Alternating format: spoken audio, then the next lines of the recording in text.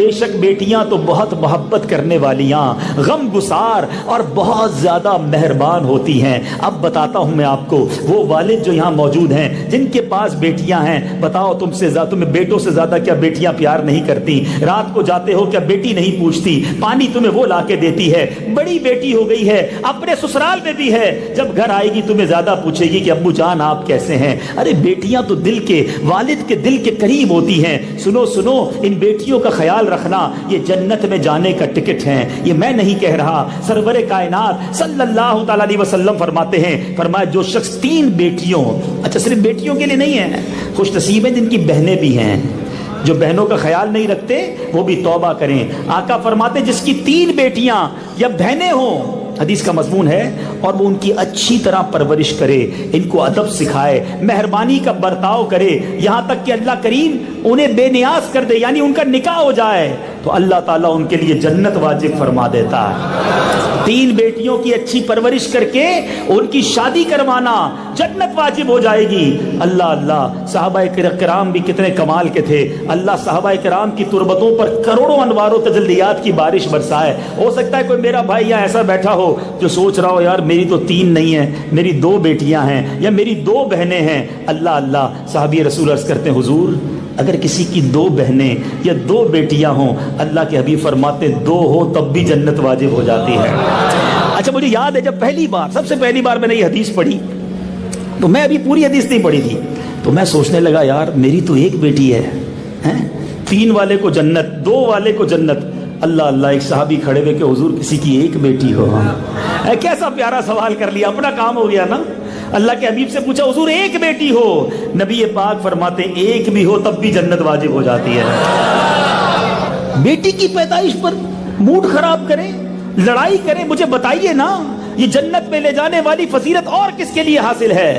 اور اللہ جانتا ہے کہ اگر بیٹیوں کی پرورش صحیح کر دی جائے تو یہ کل کی ماں بننی ہے، یہ کل ایک اور نسل کو چلائے گی۔ آپ نے اپنی بچی کو نیک بنا دیا، یہ بچی کل ماں بن جائے گی، جب ماں بنے گی تو اپنے بچوں کی اچھی تربیت کرے گی۔ یہ ایسا درخت لگ جانا ہے، یہ ایسا گلشن بننا ہے جو آپ کے لیے ثواب جاریہ کا باعث ہوگا۔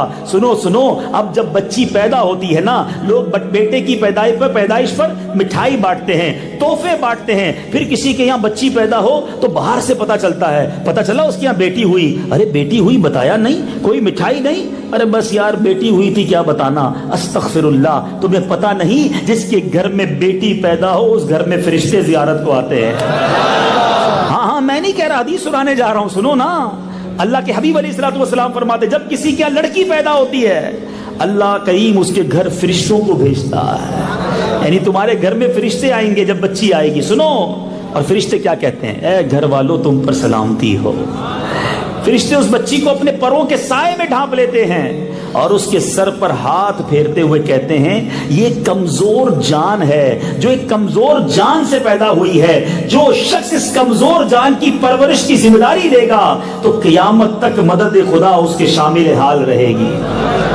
اچھا لوگ کہتے ہیں یار شادی کا کیا ہوگا، بچی ہو گئی اب اس کی ابھی پیدا ہوئی ہے، شادی کرنی 20 سال، تم بھی زندہ رہو گے 20 سال، پیدا تم نے کیا رب نے کیا۔ عجیب ٹینشن ہے ہماری، ہم بڑے عجیب لوگ ہیں، 5 سال 10 سال بچی پیدا ابھی ہوئی، اس کے کھانے پینے کی فکر تو کیوں مٹھائی پارٹی، یہ تو بڑا ہو کے میرا سہارا بنے گا۔ کیا نظر نہیں آتے ایسے بیٹے جو ماں باپ کو مار کے گھر سے نکالتے ہیں، ماں باپ کو اولڈ ہاؤس پہ ڈال کے آ جاتے ہیں؟ کیا ہر بیٹا تمہارا فرما بردار بنے ضروری ہے؟ ہر بیٹا تمہارا دست و بازو بنے ضروری ہے؟ کیا بیٹا ماں باپ کو گھر سے نکالتا نہیں؟ بیٹے کی شادی کروا دو، یہی بیٹا کل ماں باپ کو آنکھیں دکھا رہا ہوتا ہے۔ سارے ایسے نہیں ہوتے، مگر ایسے بھی تو ہوتے ہیں نا۔ تو پہلے ہی پلان کر لیا آپ نے کہ یہ بیٹی جناب میرے لیے بوجھ بن جائے گی۔ میں جانتا ہوں ایسے کئی کروڑ پتی لوگوں کو جانتا ہوں جن کا ایک بیٹا نہیں ہے، مگر وہ کہتے ہیں بیٹی اللہ دیتا رہا، اللہ مال بھی ساتھ دیتا رہا۔ جیسے کہتے ہیں میری بیٹیاں تو ایسا لگتا ہے خزانے کی کنجیاں ہیں، ایک بیٹی تھی اتنے پیسے تھے، آج 4 بیٹیاں ہیں، ایک بیٹی نہیں، اللہ نے کروڑوں پتی بنا دیا۔ تو کس کے نصیب سے اللہ دیتا ہم نہیں جانتے۔ اللہ نے بیٹی دی ہے نا، وہی اسباب کرے گا، وہی خالق ہے، وہی مالک ہے۔ وہ میری بیٹی بعد میں ہے، رب کی بندی پہلے ہے، اللہ نے پیدا کیا ہے اسے، مخلوق ہے اس کی۔ تو ہمت میں رہا کرو، حوصلے میں رہا کرو۔ سنو ایک اور حدیث پاک، نبی پاک فرماتے ہیں جو اب بچیوں کی فضیلت دیکھو، बाजार से लाते हैं पहले नई चीज, किसको देते हैं घर में? है मेरा बेटा, मेरा लाल है, ये मेरा वारिस है, मेरे दिल का टुकड़ा। बच्चियां साइड, तुम साइड पे हटो।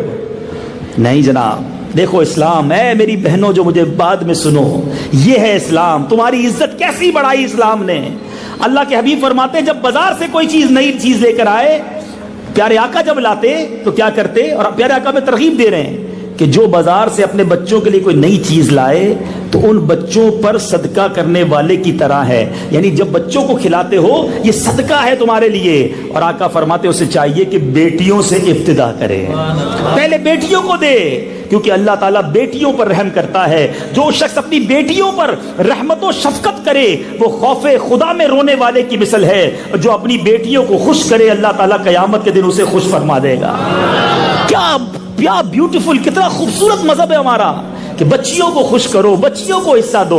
आज विरसा नहीं देते हैं, मरने के बाद कहते भाई बाप ने तो कर दी ना बच्चियों की शादी, उनको घर दिला दिया, सोना दिला दिया, अब सारा हमारा है। याद रखो, जो शरीयत का हुक्म है, अगर आपने वो हक दबा लिया, ठीक है, बहनें बेचारियां कुछ नहीं कर पाती, मगर कयामत के दिन एक एक रुपए का हिसाब देना होगा।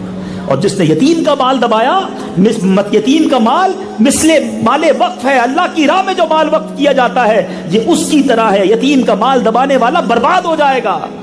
बल्कि यहाँ तो अफसोस ये है, भाई तो बाद में जुल्म करते हैं, इधर वालिद का भी ज़हन बना हुआ होता है, बस भाई अब बेटियों का कुछ नहीं है, जो भी है मेरे बेटों का है। क्यों भाई बेटों का है? बेटियां इंसान नहीं है, उसको जरूरत नहीं पड़ सकती? तो कभी भी अपनी बेटियों को डीमोरलाइज ना करें, उन्हें जनाब दुत्कारे ना, उन्हें बिल्कुल जिसको कहना साइड पे ना लगाएं, उनको हिम्मत दें, हौसला दें, दुआएं लें उनसे। जिनकी बच्चियां हैं वो बच्चियों को खुश रखें, जिनकी बहनें हैं वो बहनों को खुश रखें। और अगर आप शादीशुदा हैं और आपके यहाँ बच्ची हो जाए, अब कभी अपनी बीवी को ताना मत देना, कभी अपनी बीवी को बुरा भला मत कहना। उस बेचारी के हाथ में है क्या वो बेटी पैदा करे या बेटा पैदा करे। खुदा की कसम, कभी सोचा आपने कि बच्चा पैदा करते वक्त माँ किस तकलीफ से गुजरती है? उस तकलीफ से गुजरने के बाद वो ताने भी सुनेगी। जान अपनी, यानी कई औरतें नहीं मर जाती डिलीवरी केसेस में, नहीं सुना आपने कि औरत दुनिया से चली गई? आपकी बीवी आपके बच्चे को पैदा करने के लिए एक ऐसी तकलीफ दे अमल से गुजर कर आई, मौत को करीब से देख कर आई, और अब उसके बाद आप उसे ताने देते हो कि बेटी पैदा हुई।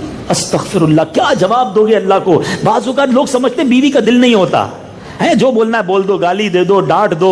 और औरत के बारे में मशहूर किया ना, पैर की जूती है। किधर से पैर की जूती है? औरत सर का ताज है, क्योंकि माँ का रुतबा पाती है। औरत के पैर जन्नत की चौखट कहा गया, जिसने माँ के पैरों को चूमा उसने जन्नत की चौखट को चूमा। कहां से औरत पैर की जूती हो गई?